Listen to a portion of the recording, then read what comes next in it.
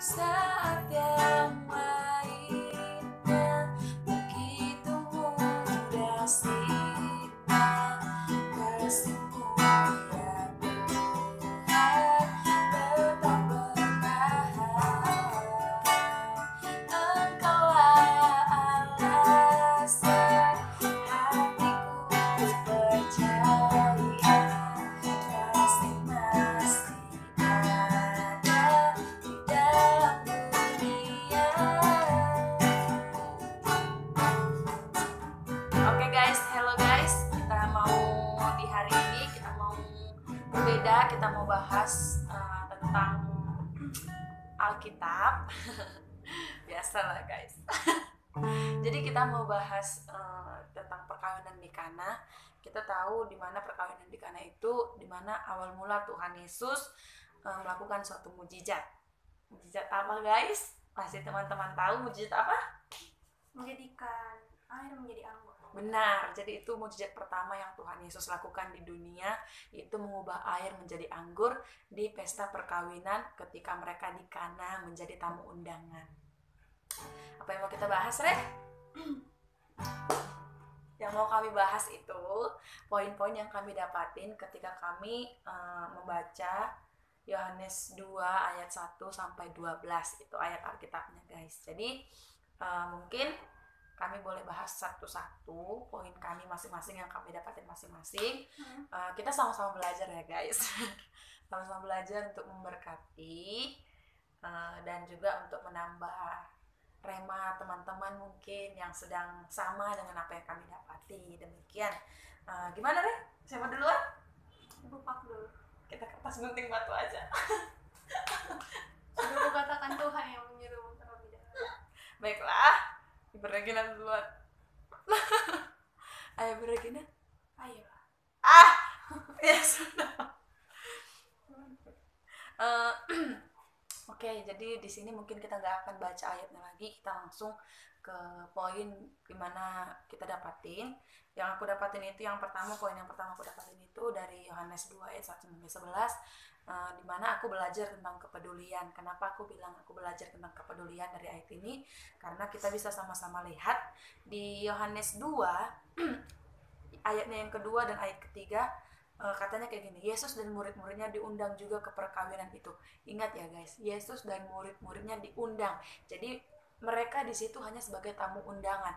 Tapi di ayat yang ketiga, apa yang terjadi? Ketika mereka kekurangan anggur, Ibu Yesus berkata kepadanya. Ya di situ Yesus ya. Ibu Yesus berkata kepada Yesus, mereka kehabisan anggur. Nah, di situ kita bisa lihat kepedulian seorang Ibu Yesus, di mana mereka sekalipun hanya sebagai tamu undangan, bisa dibilang orang asing, tapi ketika pihak yang memiliki pesta kehabisan anggur, apa yang dilakukan Ibu Yesus? Ibu Yesus memiliki kepedulian, kepekaan terhadap sekitar. Nah itu dia, kepekaan terhadap sekitar.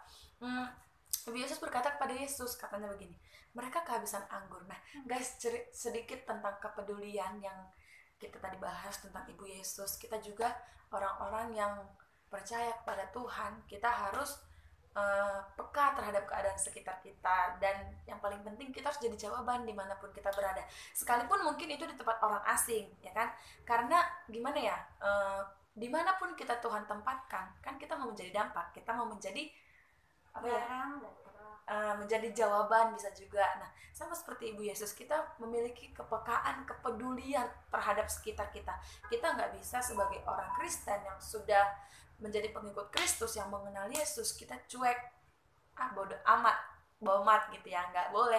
Kita sebagai orang yang sudah kenal Tuhan, kita harus peduli dengan keadaan sekitar kita, sekalipun itu bukan tempat kita, ataupun itu tidak berhubungan dengan kita. Tapi kalau memang ada suatu kekurangan, belajarlah untuk kita peduli terhadap orang lain.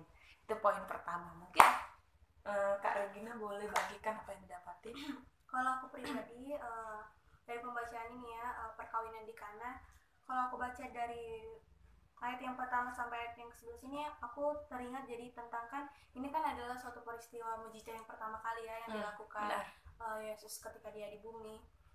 Di sini aku teringat bahwa kalau memang mujizat itu terjadi gara-gara memang dibutuhkan saat itu, maksudnya gimana ya, sesuai dengan apa kebutuhan kita, apa yang kita alami saat ini. Saya kita ambil contoh ya dari Musa ya di Perjanjian Lama. Kalau Musa itu kita tahu dia waktu dia membawa orang bangsa Israel keluar dari Mesir, dia kan ada yang kayak kasih tanda mujizat begitu, yang dia membelah Laut Teberau. itu. Di situ kan kalau bukan di saat-saat yang genting mungkin dia nggak bakalan tunjukkan bahwa dia semudah itu kayak mempertunjukkan dia gara-gara dia ada tongkat ketika mereka butuhkan ya. Jadi mujizat itu terjadi di saat kita membutuhkannya sesuai dengan apa yang kita butuhkan, dan itu memang Tuhan selaras. Selaras dengan apa yang Tuhan mau juga dalam hidup kita. Berarti maksudnya ketika kita membutuhkan suatu mujizat pasti ada mujizat gitu kali ya. Iya, kalau kita berharap sama Tuhan ya pasti Tuhan buka jalan. Jadi guys, jangan putus asa ya guys. Ketika kita membutuhkan pasti selalu ada mujizat, karena mujizat ada ketika kita membutuhkan. Iya. Itu begitu ya. Belajar dari firman kita. Amin. Oke, itu aja berarti. Oke. Kalau aku poin yang kedua, ini sih yang paling aku sangat rema, maksudnya sangat dalam aku dapatin di perkawinan di Kana mujizat Yesus yang pertama kali, tentang tetap berharap walaupun tidak ada harapan. Kita bisa lihat ayatnya di ayat yang keempat. Tadi Yesus kan Ibu Yesus membilang sama Yesus, katanya mereka kehabisan anggur. Terus yang keempat kita lihat respon Tuhan Yesus apa. Kata Yesus kepadanya, mau apakah engkau daripadaku ibu, saatku belum tiba. Sebenarnya itu gimana ya, kayak nggak ada harapan ya kalau udah Yesus yang bilang saatku belum tiba, kata Tuhan Yesus. Tapi kita bisa lihat di sini keberanian Ibu Yesus untuk berharap. Nah, keberanian untuk berharap kepada Yesus. Terus yang selanjutnya itu apa? Yang kelima, respon yang benar. Nah, ketika kita berharap, kita harus memiliki respon yang benar atas apa yang kita nantikan. Ketaatan. Nah, dia nggak memarahin Yesus ataupun apa. Dia kan sebenarnya kalau kedudukannya sebagai ibu, bisa aja kan dia memarahi Yesus apa segala macam mungkin ya. Bisa aja kan dia memarahi anaknya. Tapi dibalik pengharapannya yang tadi dia berharap kepada Yesus, dia tetap memiliki respon yang benar, sekalipun yang dia harapkan tidak sesuai dengan jawaban yang diberikan Yesus. Yang diberikan Yesus, saatku belum tiba, mau apa engkau, katanya gitu kan. Tapi Ibu Yesus merespon dengan benar dan dia tetap taat. Taatnya itu bagaimana respon Ibu Yesus? Katanya begini, tetapi Ibu Yesus berkata kepada pelayan-pelayan, apa yang dikatakan kepadamu, buatlah itu. Nah, di sini dia menunjukkan kepercayaan total, kepercayaan penuh, di mana dia berharap sekalipun tidak ada harapan ketika Tuhan Yesus berkata saatku belum tiba, tetapi Ibu Yesus tetap berharap dengan kata apa? Respon yang benar. Dia katakan, apapun yang dikatakannya kepadamu, dikatakan Yesus kepada pelayan-pelayan, lakukanlah itu. Nah, di situ ada pengharapan yang totalitas, tidak ragu-ragu, benar ya? Tidak ragu-ragu. Jadi teman-teman, kalau kita mau berharap kepada Yesus, kita harus benar-benar berharap, tidak ada lagi keraguan seperti yang ya benar. Ya, tidak ada kebimbangan seperti yang Ibu Yesus lakukan. Ibu Yesus katakan, sekalipun Tuhan Yesus sudah katakan saatku belum tiba, tapi kata Tuhan, kata Ibu Yesus, dia tidak ragu mengatakan, apapun yang dikatakannya, lakukanlah itu, katanya kepada pelayan-pelayan. Itu menunjukkan kepercayaan penuh Ibu Yesus kepada Yesus dengan respon yang benar. Itu dia. Lanjut, apa lagi yang didapatin? Tadi itu ya, poin yang ketiga juga ketaatan dan kepercayaan penuh, berharap walaupun tidak ada harapan. Nah, di sini kita bisa lihat ya, respon yang sangat luar biasa, buah apa yang kita dapatkan, yang Ibu Yesus dapatkan ketika ia berharap penuh, totalitas berharap, taat dan merespon benar ketika hasilnya apa itu, hasil dari berharap itu. Kita lihat di situ ada ayat yang ke-6. Di situ ada 6 tempayan yang disediakan untuk pembasuhan menurut adat orang Yahudi, masing-masing isinya 2-3 buyung. Yesus berkata, nah ini dia, Yesus berkata kepada pelayan-pelayan itu, isilah tempayan-tempayan itu penuh dengan air, dan mereka pun mengisinya sampai penuh. Lalu kata Yesus kepada mereka, sekarang cedoklah dan bawalah kepada pemimpin pesta. Lalu mereka pun membawanya. Setelah pemimpin pesta itu mengecap air yang telah menjadi anggur itu, dan ia tidak tahu Dari mana datangnya? Tetapi pelayan-pelayan yang mencedok air itu mengetahuinya, ia memanggil mempelai laki-laki. Nah, di sini kita lihat buah dari pengharapan kita kepada Yesus, yaitu apa? Walaupun mungkin gak ada harapan ya, tapi Tuhan Yesus gak pernah tutup mata. Tuhan gak pernah tutup mata, tetapi dia akan memperhatikan, terus melihat kesungguhan pengharapan kita bersamanya. Sekalipun saatnya belum tiba, tetapi ketika memang Tuhan Yesus kan memiliki belas kasihan yang besar, kepedulian, kasih yang besar Tuhan tunjukkan kepada kita. Buktinya apa? Dia tetap melakukan mujizat, dan itulah mujizat pertama yang Tuhan Yesus lakukan. Ingat ya guys, itu dia. Kalau kita berharap pada Tuhan, Tuhan tidak akan pernah tutup mata. Tuhan tidak akan pernah tutup mata atas apa yang sedang terjadi. Ketika kita berharap kepadanya, ketika kita mau menyerahkan kepada Tuhan, maka ia akan bertindak, guys. Nah, terus apalagi yang sudah yang saya bacakan tadi, aku ambil juga ketika ini tadi ketika kita melayani orang lain, katanya di sini setelah pemimpin pesta itu mengecap air yang telah menjadi anggur itu, dan ia tidak tahu dari mana datangnya. Nah, pemimpin pesta sendiri tidak tahu dari mana datangnya. Nah, begitu juga dengan kita ketika kita melayani, ketika kita mengerjakan sesuatu, mungkin akhir-akhir ini kita sedang mengerjakan untuk orang lain, tapi yang dinilai itu siapa? Pemimpin yang sedang di atas kita, yang dinilai bagus, kita nggak dinilai, mungkin kita sama dengan pemain di belakang layar ya. Kita tetap bersyukur seperti yang Ibu Yesus lakukan dan Yesus murid-muridnya lakukan. Tidak ada yang tahu siapa yang melakukan itu, hanya pelayan-pelayannya saja yang tahu. Tetapi apa? Respon yang benar itu menunjukkan hasil yang benar. Kita tidak perlu nilai dari orang lain, karena kita sedang mengerjakan untuk Tuhan. Jadi yang perlu kita apa itu nilai dari Tuhan, karena apa yang kita kerjakan upahnya itu udah Tuhan sediakan.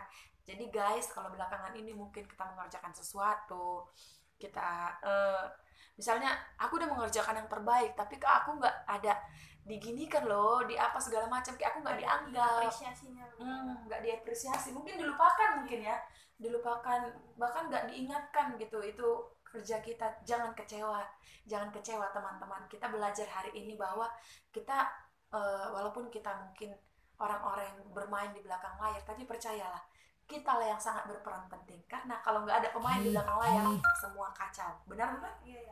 Karena kalau kita udah dapat pujian dari luar itu, dari manusia itu, apalagi upah kita, kan kita sama aja sama orang-orang di dunia. Kalau kita benar itu ya. Mencari popularitas sama orang gitu supaya dilihat baik begitu. Pujian dari dunia enggak. Jadi guys, kita hanya mengharapkan pujian dari Tuhan. Sebenarnya ya kita hanya mengharapkan upah dari Tuhan. Percayalah, pasti Tuhan promosikan kita, pasti Tuhan naikkan tinggi kita. Karena tadi kan poin kita yang sebelumnya, Tuhan tidak pernah tutup mata. Ya, sekalipun itu tidak mudah ya, kita harus belajar. Benar sekali. Kita pasti juga baru belajar ya. Oke, jadi Ibu Regina tadi bagaimana yang tadi tentang itu? Oke, kalau aku sih ada lagi ya, sedikit lagi mau tambahkan dari yang tadi. Dari firman ini, dari perkawinan di Kana ini, aku dapat lagi satu poin. Ketika kan ini adalah mujizat Tuhan yang pertama kali ya.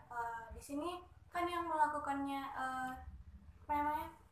Yang melihat si Yesus melakukan mujizat itu kan pelayan-pelayan itu ya, yang orang-orang yang di belakang layar itu juga yang ikut bersama-sama Tuhan. Nah, sedangkan si yang punya pesta sendiri, dia nggak tahu kan siapa yang buat anggur itu lagi ada. Dia hanya yang tahu itu hanya yang bertugas di situ, yang melayani di situ. Jadi mungkin kita bisa ambil satu poin penting lagi, kalau kita gimana ya? Kalau kita mau ambil bagian kan, kalau kita mau juga kerja, kita keluar dari zona aman kita, mungkin kita ada selangkah lebih maju, ada kayak keberuntungan yang bisa kita lihat dari pelayan ini. Dia bisa menyaksikan Tuhan Yesus langsung membuat mujizat ya kan. Benar-benar, iya itu benar, poin bagus. Dari orang yang hanya bisa menikmatinya, si pelayan ini bisa menyaksikan gitu ya, menyaksikan Tuhan itu gimana cara dia mengubah air menjadi anggur itu. Jadi sesuatu gimana ya, dari yang mungkin menurut kita pelayan itu seorang pekerjaan yang paling rendah begitu ya, yang tidak mungkin sebelah mata dipandang orang, tapi dari sini kita bisa belajar bahwa dari pelayan itu, dari hal melayani ini kita bisa selangkah lebih maju, mengetahui begitu kan, kayak orang pelayan-pelayan di perkawinan ini dia bisa tahu bagaimana Tuhan Yesus mengubah air jadi anggur. Jadi itu ya, ketika kita bermain di belakang layar kita tidak usah kecewa, kita ya jalani aja dengan sungguh-sungguh ya.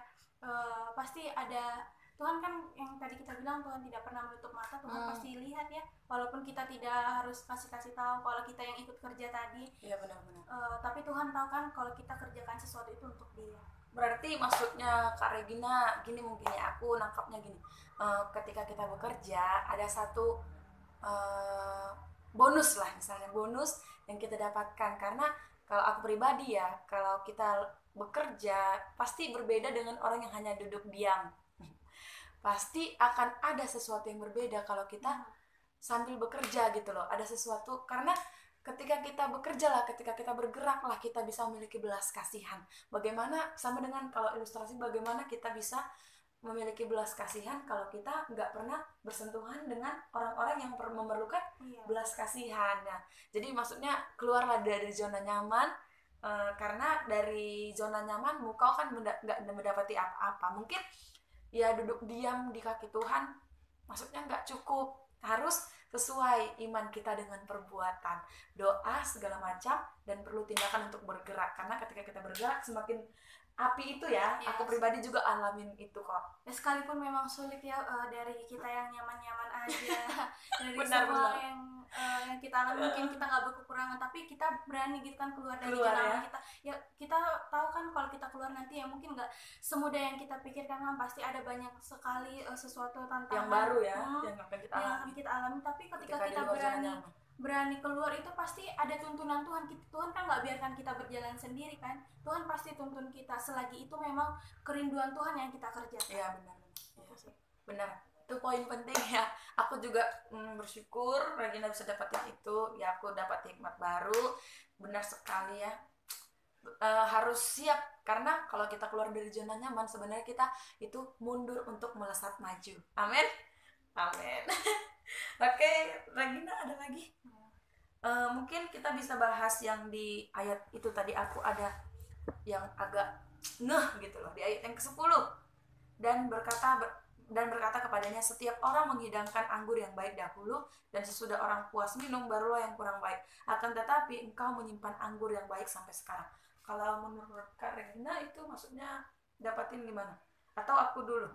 Kalau aku sih nangkapnya sih, dan berkata kepadanya, setiap orang menghidangkan anggur yang baik dahulu, dan sesudah orang puas minum barulah yang kurang baik. Akan tetapi engkau menyimpan anggur yang baik sampai sekarang. Nah, kalau aku sih di sini nangkapnya gimana ya, ketika kita berjalan nih bersama Tuhan ya, aku lebih ke gimana ya, umpamakan ketika kita mengikuti Yesus di awal-awal tadi katanya kan kamu memberikan yang terbaik, anggur yang terbaik.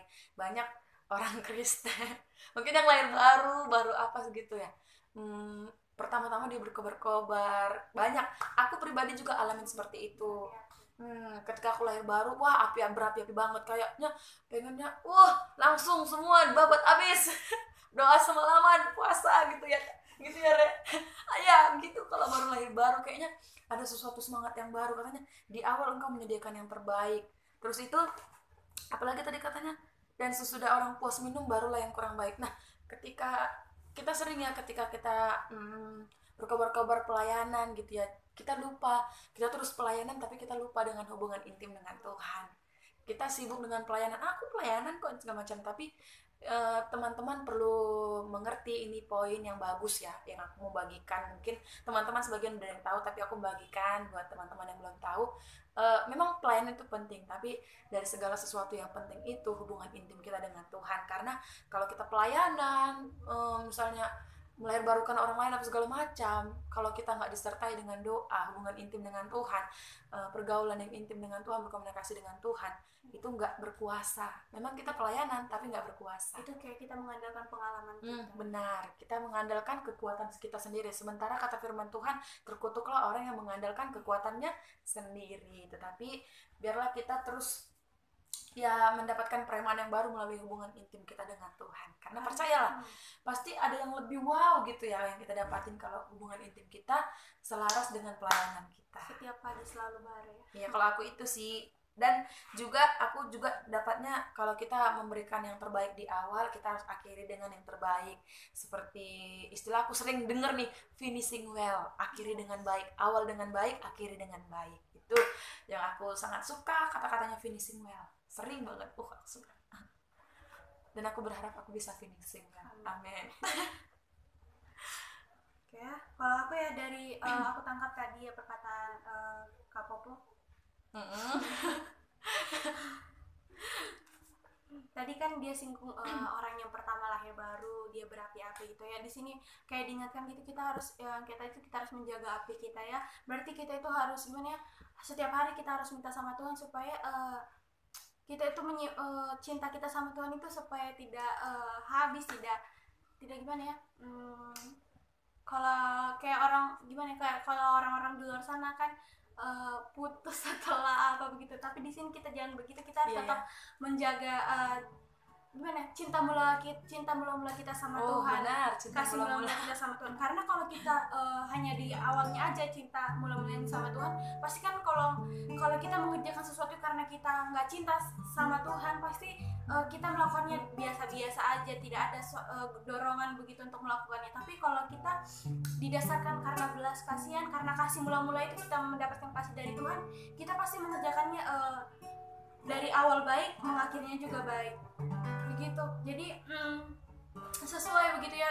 Kalau kita setiap hari menjaga hubungan yang tadi bilangnya, menjaga hubungan kita dengan baik sama Tuhan, intim sama Tuhan, pasti hari-hari yang kita lewati juga pasti menghasilkan produk yang baik juga. Benar-benar. Jadi itu guys, ternyata satu perikop loh, cuma satu perikop dapat banyak hikmat gitu, dapat banyak sesuatu peremaan. Jadi teman-teman benar ya, kalau firman Tuhan itu berfungsi untuk mengajar, mendidik, membangun, menyatakan kesalahan. Nah kayak tadi kan aku juga agak tertegur ya, untuk kita terus menyediakan di awal yang terbaik, di akhir yang terbaik, terus tetap berharap. Dan ketika kita berharap, ya jangan ragu-ragu. Ketika kita nggak ragu-ragu, ya jalani. Kalau kita berharap, responi dengan benar. Sekalipun memang kalau udah katakan Tuhan Yesus belum waktunya, ya udah kita tetap responi. Aku serahkan sama Tuhan Yesus kayak gitu. Banyak ya peremaan kita hari ini walaupun cuma satu perikop. Jadi teman-teman jangan bosan-bosan ya mencari peremaan dari firman Tuhan, karena sangat bagus. Pokoknya top markotop deh buat Alkitab. Bagus banget buat teman-teman. Jadi itu aja. Ada lagi? Mungkin ya buat teman-teman ya, kan firman Tuhan itu pedang bermata dua ya. Kalau kami juga tertusuk gimana namanya? Iya, terkena dari firman ini. Aku harap juga teman-teman yang mungkin saat ini mengalami seperti mungkin kebiasaan apa namanya Kak Pupu? Kalau dia itu biasa-biasa aja, mungkin dia kekeringan. Segeralah jumpai Tuhan. Benar. Segera jumpai Tuhan supaya dia membasahi tanah yang kering. Iya, aku jadi ingat kata-kata mama rohani aku ya, Kak Mariani. Kak Mariani. Katanya ketika kita ingin berdoa tetapi kita mengabaikannya, kita dalam posisi yang salah. Ketika kita tidak ingin berdoa dan kita tetap di zona itu, tidak ingin berdoa, kita sedang dalam posisi yang salah. Jadi intinya kalau kata Kak Mariani, dalam setiap saat tetaplah berdoa. Oke guys. Oke, jadi itu guys, kita mau nyanyikan Mau Cinta Yesus Selamanya. Ku mau cinta Yesus selamanya. Meskipun badai silih berganti dalam hidupku, ku tetap cinta